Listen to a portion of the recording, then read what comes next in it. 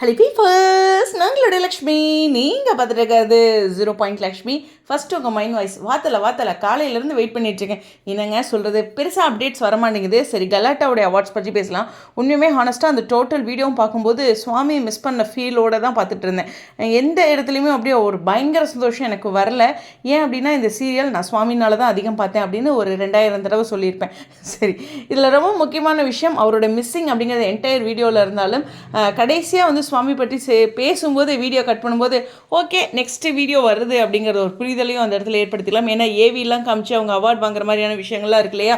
So அதனால் சுவாமி பற்றி அந்த வீடியோவில் ஒரு முக்கியத்துவம் கொடுக்கணுன்ட்டு அவ்வளோ இம்பார்ட்டன்ட் இருக்குல்ல தலைவருக்கு. அது வரைக்கும் ஒரு ஹாப்பி தான். ஸோ டோட்டலாக பார்க்கும்போது ஃபஸ்ட்டு அந்த வீடியோவில் அவங்களோட hard work Praveen Manette sir சொல்லும்போது அவருடைய ஹார்ட் ஒர்க்கு அவங்க எந்த அளவுக்கு அதுக்கு இன்புட் கொடுத்துருக்காங்க அப்படிங்கிற ஒரு விஷயம் இருக்குது. 2 வருஷமாக கிடைக்காத ஒரு அங்கீகாரம் இந்த இடத்துல கிடைச்சிருக்கிறதே ஃபஸ்ட்டு எங்களுக்கு ஒரு சந்தோஷம் அப்படின்னு அவர் சொல்லும்போது ஒரு எமோஷ்னலாக ஃபீல் பண்ணேன். அது மட்டும் இல்லை, இன்னொன்று இருக்குது. சீரியலில் செலிபிரிட்டிஸ் எல்லாம் வந்து கொடைக்கானல் போயிட்டாங்க ஜாலி அப்படின்னு நினச்சிட்டு இருக்கோம். ஆனால் உண்மையாமே சொல்கிறேன், இந்த நம்ம வீட்லேயே இப்போ ஹீட்டரை போட்டால் சுடுதண்ணியில் சூடே ஏற மாட்டேங்குது. எவ்வளோ நேரம் வெயிட் பண்ணுறதா இருக்குது. ரைட்டு தானே? அப்போ கொடைக்கானல்லாம் துணிக்காய வைக்கிறது வந்து எப்படி தான் வாழ்கிறாங்களோ அப்படின்னு மழை காலத்துலலாம் அடிக்கடி நினைப்பேன். அவங்களெல்லாம் நான் பெருசாக தான் நினச்சிட்ருக்கேன். ஓகேவா? ஸோ அந்த மாதிரி இருக்கும்போது காலையில் இந்த ஷூட்க்கு நேரம், ஏன்னா கொடைக்கானல் போகும்போது எவ்வளோ சீக்கிரம் ஷூட்டிங் முடிச்சுட்டு வருமோ. இப்போ இங்கே 10 நாள் எடுத்துக்கிறாங்கன்னா அங்கே ஒரு 7-8 நாள்லேயே முடிப்பாங்க.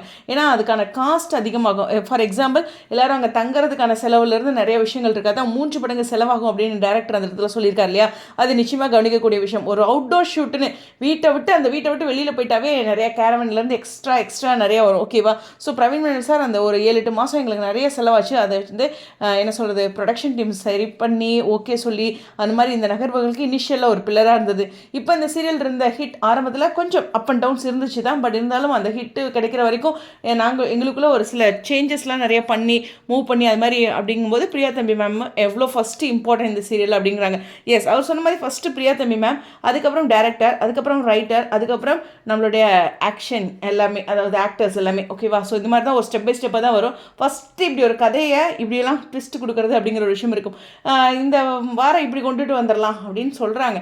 நம்ம நிறைய விமர்சனங்கள் சொல்கிறோம். ஆனால் அந்த இடத்துல பயணித்து பார்க்கும்போது அதனுடைய கஷ்ட நஷ்டங்கள் தெரியும். ஸோ இதில் சுவாமி கொண்டு வந்தது அப்படிங்கிறதுலாம் நிச்சயமாக கூடுதலான ப்ளஸ் ஸ்மார்ட் மூவ் அப்படின்னு நான் சொல்லுவேன். இந்த சீரியலோட ஸ்மார்ட்டான மூவ் எங்கெங்க அப்படின்னா சுவாமி கொண்டு வந்தது தான்.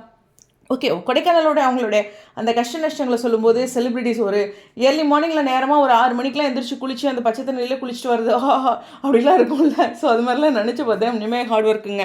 ஸோ அங்கேருந்து தான் இங்கே இவ்வளோ தூரம் வந்திருக்காங்க அப்படிங்கிற ஒரு விஷயம் கவனிக்கக்கூடியது. அப்புறம் அந்த பிரியாணி எல்லோரும் சாப்பிடும்போது அப்படிங்கிற ஒரு சீன் கொடுக்கும்போது கூட அந்த இடத்துல ஒருவேளை சுவாமி வந்திருந்தால் நிவின் இடத்துல அவர் தானே உட்காந்துருப்பாரு அப்படிங்கிறதா இருக்கட்டும். அந்த வண்டி ஓட்டிட்டு பண்ணாங்களே சைக்கிள், அப்போல்லாம் கம்ப்ளீட்டாக சுவாமி மிஸ் பண்ணேன். என்ன லக்ஷ்மி வேறு எதுவுமே சொல்ல மாட்டீங்களா, அவங்களே எவ்வளோ எஃபர்ட் எடுத்துக்காங்கன்னா எனக்கு தெரிலங்க. எனக்கு உண்மையுமே அவரை மிஸ் பண்ணதுனால தான் வீடியோவே போடல. நிறைய பேர் கேட்டிங்க. சரி, நம்மளும் சும்மா சுவாமினே சொல்லுவோம், மற்றவங்களையும் இம்பார்ட்டன்ட் பண்ணலேன்னு வேறு குற்றஞ்சாட்டுவாங்க அப்படின்ட்டு. பட் விகா ஃபேன்ஸ் மிஸ் பண்ணுறோம். அது உண்மை தானே. ஹீரோ அவர் இல்லைன்னா அதனுடைய குறை அப்படிங்கிற ஒரு விஷயம் இருக்குல்ல. வீடியோவோட வியூஸே பாருங்களேன், அவர் இல்லைங்கனாலும் கொஞ்சம் குறைவாக இருக்க மாதிரி எனக்குள்ள பர்சனலாக ஃபீல் ஆச்சு. இருந்தாலும் நாளடைவில் ரீச் ஆகும். எனிவேஸ், ஒரு பெரிய மிஸ்ஸிங் யார் கண்பட்டுச்சோ தெரில.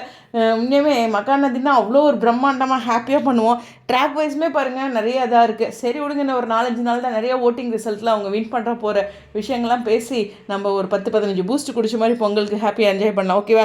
நமக்கு நியூ இயர் விக்காவை பொறுத்தவரையிலும் பெருசாக இல்லைன்னாலும் பொங்கல் நல்லாயிருக்கும் அப்படிங்கிற ஒரு நம்பிக்கையோட இந்த வீடியோ வந்து விடைபெறேன். கண்டிப்பாக சுவாமியை கம்ப்ளீட்டாக மிஸ் பண்ணாலும் அவங்க எல்லாத்தோடைய சந்தோஷமும் நம்ம சந்தோஷம் தான்.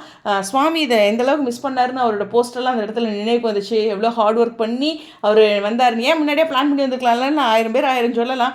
அதுக்குன்னு ஒரு சில காரணங்கள் இருக்கும் இல்லையா. நம்ம பின்னாடி போய் பார்க்க முடியாது ஒவ்வொருத்தருடைய வாழ்க்கையில் என்ன நடக்குது. சும்மா குறையே சொல்லிட்டு இருக்கக்கூடாது. பட் அவரோட எஃபர்ட் கொடுத்து பாருங்கள் எவ்வளோ டிராஃபிக் நான் என்ன பண்ணட்டும் அப்படின்னு அவரோட போஸ்ட்டு தான் எனக்கு நினைவுக்கு வந்துச்சு. எனிவேஸ், அவரை மிஸ் பண்ணாலும் ஸ்டேஜில் சுவாமியோட வார்த்தைகளை டைரக்டர் சொன்னது சந்தோஷம். அது அடுத்த வீடியோவில் வரும் அப்படிங்கிறதான் அந்த ஏவிக்கு நானும் வெயிட்டிங். உங்களுடைய கருத்துக்கள் ஸ்டேடியம்.